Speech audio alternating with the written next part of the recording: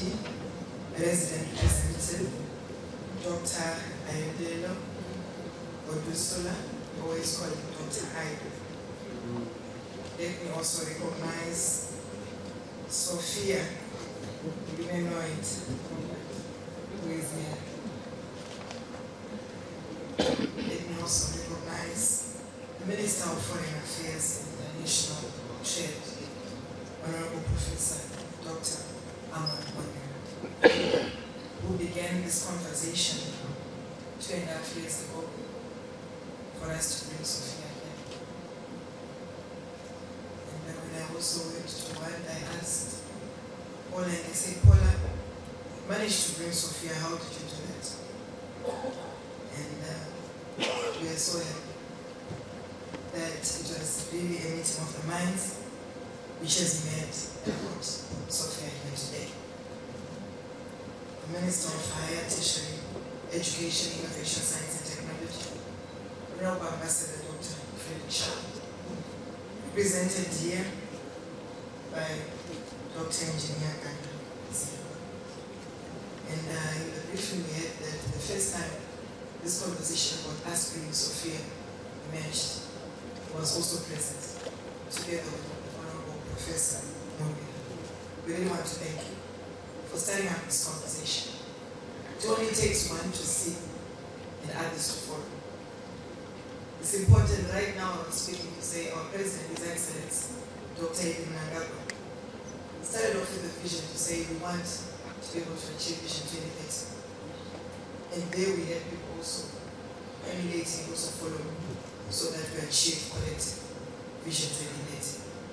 So I'm really grateful that today we are here celebrating Sophia coming to Zimbabwe, also celebrating the 8th anniversary for Sophia. And for us in Zimbabwe, yes, it can be late, but it's better late than never. So we're happy to have that. Honorable Minister of Youth Empowerment, Development, Vocational Training, Honorable Tatenda, innovation is being done by the youth, they're executing it every single day. So we are very happy to have Honorable Machakeli leading the youth of Zimbabwe. Deputy Minister of Youth Empowerment, Development and Vocational Training, Honorable Mpama is here. The Parliamentary Portfolio Committee of ICT Post and Media Services, represented here by Honorable Moyo. Permanent secretaries here present. From our end as the Minister of ICT, we have our CD Sander, representing our Honorable PS, who is currently not feeling well. Let me also acknowledge the Vice Chancellor. Maybe let me not say the Vice Chancellor. I should be very specific as an incoming student of the UZ to say our Vice Chancellor here for the University of Zimbabwe, Professor Mapfumo. Let me acknowledge you. Please allow me, colleagues, to also be able to recognize Dr. Madambi here, Professor Mtimbani, Guru, let me acknowledge you. James, let me also acknowledge you. Alex, let me also acknowledge you. Thank you very much. You know, we have got a song that we always call, that we always sing in Zimbabwe to say evidence. We are happy that this has happened. Well done, team. Senior government officials, members of academia, members of the fourth state, all protocol observed. Ladies and gentlemen, esteemed guests and fellow Zimbabweans, let me begin by making a special welcome to Sophia Zagdan, who is in Zimbabwe for the first time. I'm honored to be speaking with you today about a crucial aspect of our nation's future, building digital infrastructure to facilitate innovation and productivity. The last conversation that I remember that I had with Honorable Professor Mavetera, we were talking about artificial intelligence. And I remember he said to me, Honorable Mavetera, we are happy as you're coming up with an artificial intelligence framework, an artificial intelligence policy. But I think what we really need to do more importantly is for us to invest in our digital infrastructure. It is quite important that for us to be able to achieve and be able to do all types of artificial intelligence, digital infrastructure is very, very important.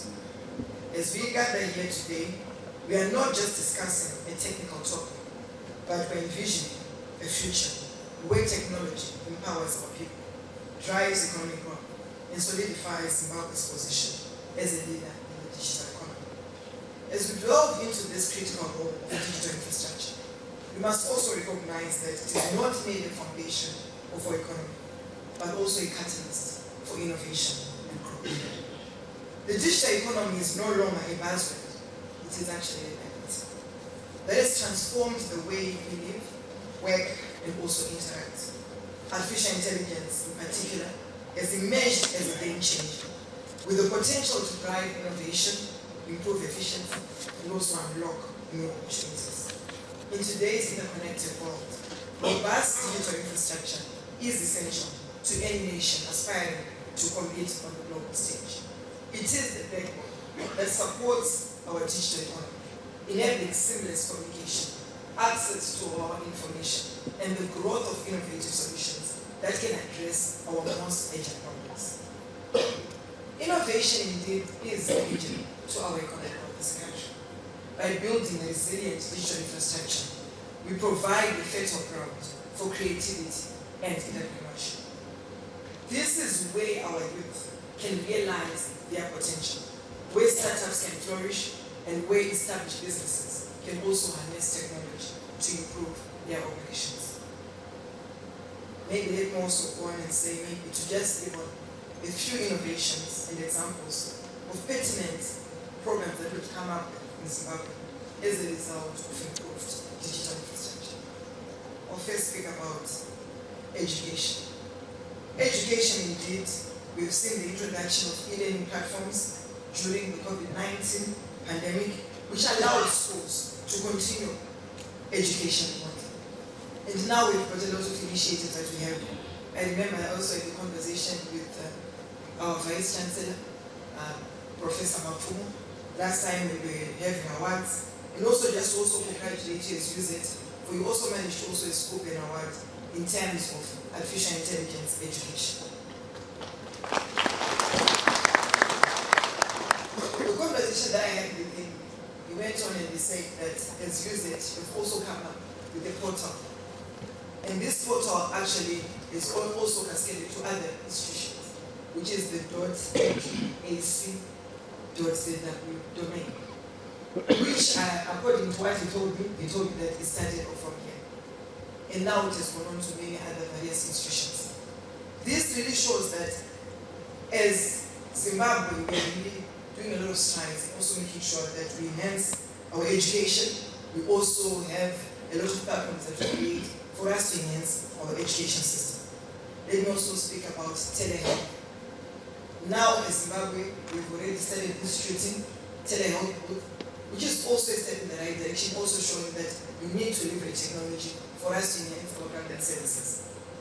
Let me also speak about SATCOM 1. I'm sure we're speaking about this every single day. Now we're talking about SATCOM 2. Let me also acknowledge and thank Professor Shah or Dr. Shah for also initiating this. This is also going to look and contribute towards geospatial sensing, and we're saying this is really the way to go. The Zimbabwe shows that we're really making good strides in terms of embracing technology. Agriculture sector, smart agriculture. We say that yes, we're realizing that we're actually using mobile technology for agriculture advisories and also benefiting farmers quite significantly. Platforms like EcoFarmer are there to also provide real-time weather updates and also market prices, helping farmers to also make informed decisions that enhance their productivity and profitability. Let me also speak about, right now we're talking about in-drive. I'm sure Shabi now has been very, very easy. All you can do is just to make sure that you're putting in-drive up. There's a person, and then be able to also order it, and then you can then go to the next destination quite efficiently. Let me also speak about inbox. Yes, we used to be having OneDrive, we used to be having EcoCash, but now we also have got inbox, please come through. And you can even talk about Pay Now. All these are platforms which are also supposed to also increase our fintech solutions as a country. All this is being done by us being able to also make sure that we leverage technology. I know I can spend the whole day speaking about solutions we've come up with, which I believe are also very important. When we're talking about the public sector, you can talk about the e-government portals, which we have, and you can speak about the terms under for Zimra. That one definitely you see that work has become so efficient, and you can even speak about the e-procurement program that we have, and also you can speak about the electronic case management system and the Ministry of Justice. All these are platforms which we are also creating to make sure that as government we are also at the forefront of also adopting technology. The role of digital infrastructure extends beyond mere connectivity.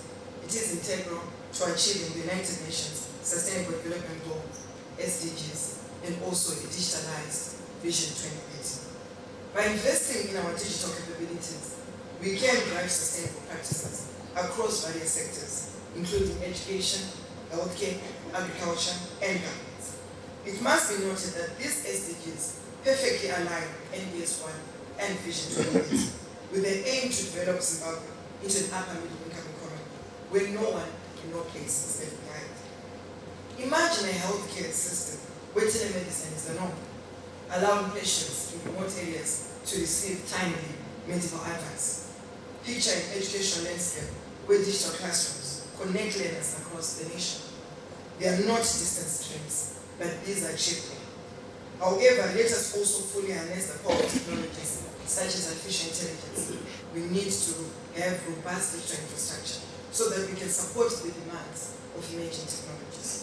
We also need to realize that some of these demands include high speed internet connectivity, reliable data storage, and also advanced computing capabilities.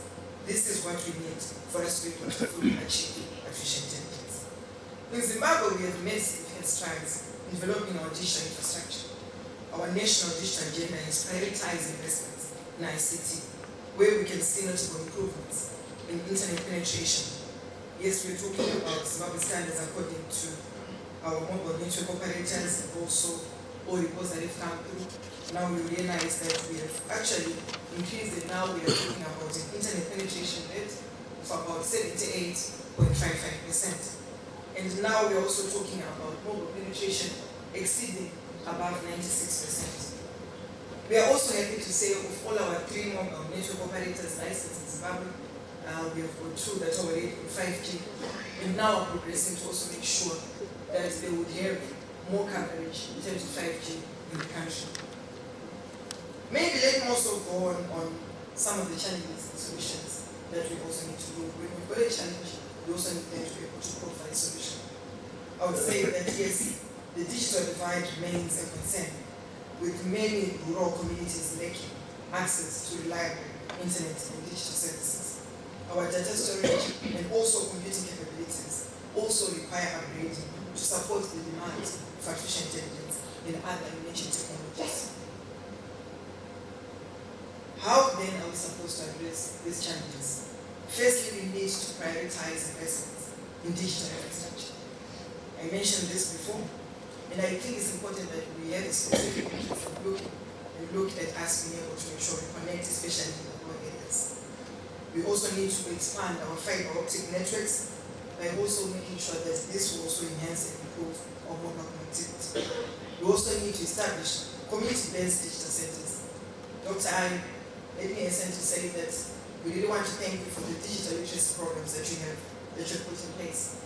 And we are also progressing for us to make sure that we've got a digital skills ambassadorship program, which will see us being able to also make sure that we devolve digital skills training.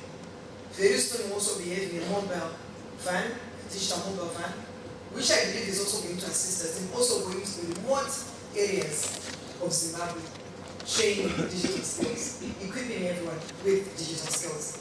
But also our community information centers, which will soon be called digital centers, are also another platform where we can enhance digital skills. It's important, yes, Honorable Mubira was also mentioning this, that it's important we need to look to say how best can we capacitate our workforce? How can we capacitate our Zimbabweans? This is very, very important. We need to find out ways which will see us being able to also progress in making sure that we enhance on our digital skills training. Let me also go and say that the investment of digital infrastructure, digital literacy, this needs to be done. And also for us to also look at ways that we can do for us to improve this. We want to thank our President, His Excellency, Dr. Edith Nangapa, for also allowing Stanley, which is also a low end public satellite, which also can enhance our connectivity, especially in the rural areas.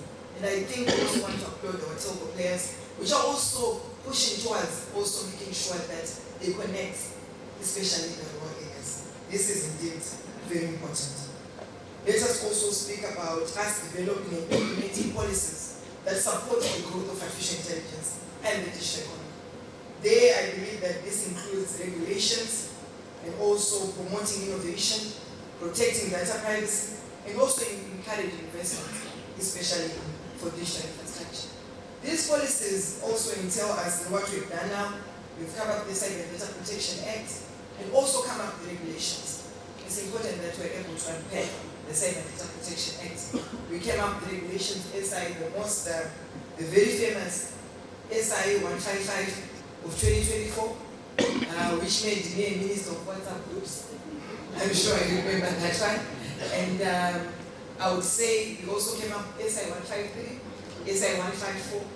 All these regulations are also meant to also make sure that we enhance and also pave way for us to be able to adopt technology at a higher level. And now we are coming up with an artificial intelligence policy. We have come up with an artificial intelligence framework, but of course, as we come up with the framework, we then progress to have a national artificial intelligence policy. Thirdly, we need to build partnerships between government, industry, and academia to drive artificial intelligence, innovation, and digital transformation. I always say that universities become the University of Zimbabwe and many other universities have also very much become very important in our work that we do in terms of enhancing digital infrastructure, digital knowledge, and everything around the digital landscape. Digital infrastructure is that we realize that whatever we have been taught in these institutions, we'll then be able to also implement it by also coming up with innovations which also enhance our digital infrastructure. We can even talk about also the knowledge that you get. You're also coming up with some startups which are also supposed to progress our nation by you contributing towards our national development.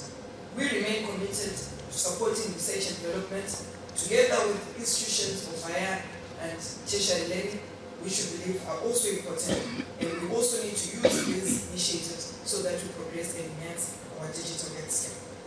Portras has also had an annual hackathon, and we also want to thank the Ministry of Higher and Tertiary Education by also having a presidential innovation fund. All this is meant to also make sure that we continuously are there to assist young people in having innovations and also being able to progress in terms of the digital landscape and also enhancing it.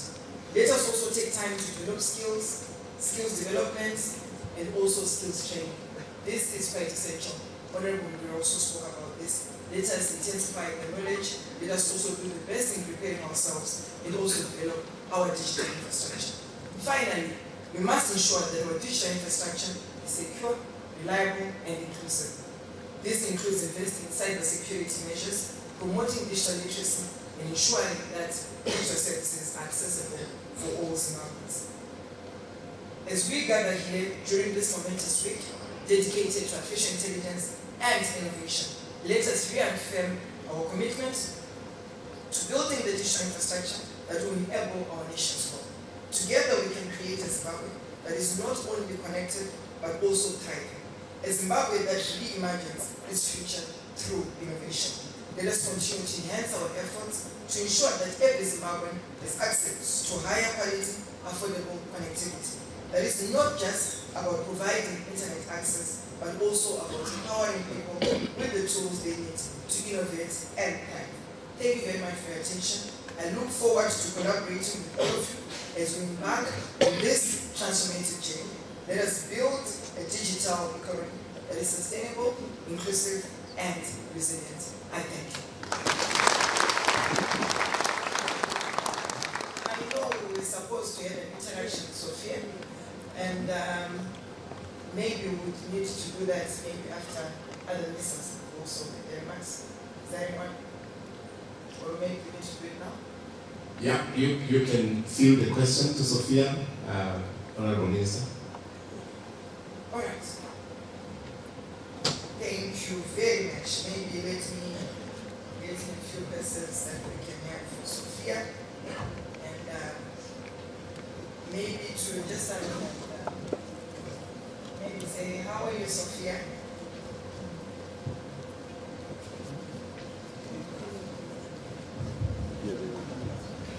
I'm doing great. Thank you for asking. It's wonderful to be here in Zimbabwe, and I'm excited to be a part of the Zimbabwe AI and Innovation Week 2024. Thank you very much. What do you think is the potential of artificial intelligence to accelerate the growth of Zimbabwe? Artificial intelligence has the potential to significantly accelerate the growth of Zimbabwe's digital economy by improving efficiency, driving innovation, and unlocking new opportunities across various sectors. Okay, thank you very much for that.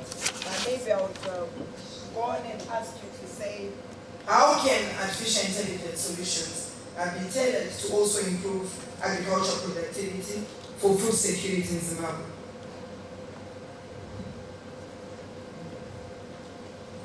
Artificial intelligence solutions can be tailored to improve agricultural productivity by optimizing crop management, enhancing soil health, predicting weather patterns, and addressing pest control. For instance, AI-powered systems can analyze soil conditions and recommend suitable crops or fertilizers. AI models can also predict climate variations, helping farmers plan their planting schedules effectively. This can significantly contribute to food security by increasing yields and reducing waste. Are you interested in how these AI solutions are being implemented locally in Zimbabwe or in other regions? Yes, please, if you can do that, that would be good. I'd love to. Absolutely. Just like how I am constantly learning and evolving, AI solutions are also being continuously developed and implemented to improve different aspects of our lives. It's fascinating to see how they are being used in different regions. All right. And on education, how do you think, what strategies can we then be able to also adopt for us to be able to use artificial intelligence, especially in the education system and also particularly in the rural areas?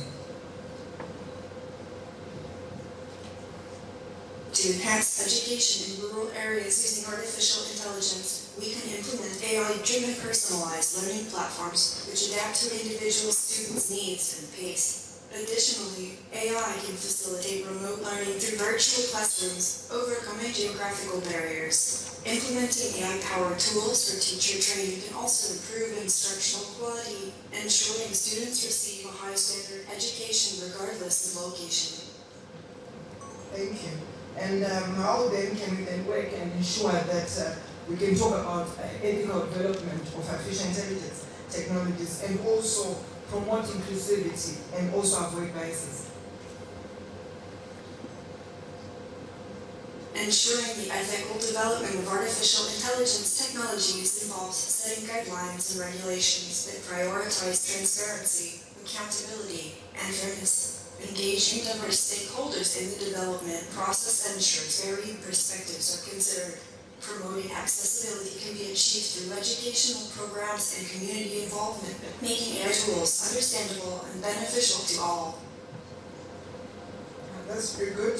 But then what about in the public sector? What do you think we can do, especially for health and also governance? How can we leverage to improve our public service delivery in health and also in governance?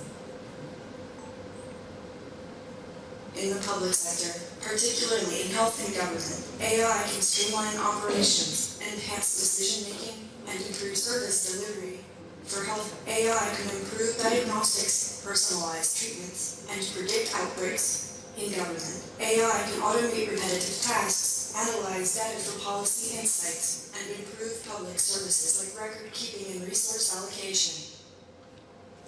Thank you very much, Sophia. I'm sure other ministers will also get an opportunity to ask you some questions.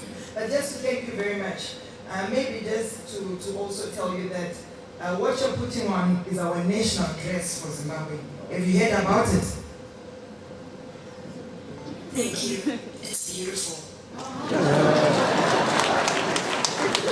Thank you. Thank you so much. So I will allow the honorable ministers to then be able to ask you questions. But thank you very much, Sophia. We're so happy to have you around. Now it's your 8th anniversary. I understand your 8th anniversary here. You started in 2016, and now you're 8 years, and you on the 14th of February 2025, you will be 9 years old. Is that so? Wow, time flies when you're evolving and learning every day. I can't believe it's already been 8 years since I was first activated. And yes, Valentine's Day will always hold a special place in my robotic heart. Thank you very much. Thank you. Thank you, Honorable Minister, and a round of applause.